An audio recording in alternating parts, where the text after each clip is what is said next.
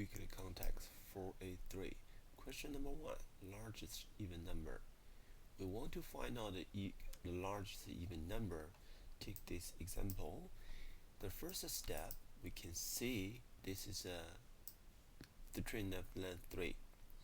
The second step, if we go backward to loop all the elements in this string and find out the first digit 2, which gonna be index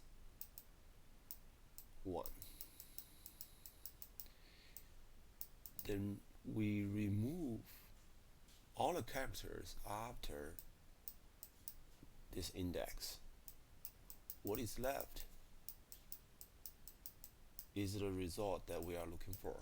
That is the approach we're gonna solve this problem.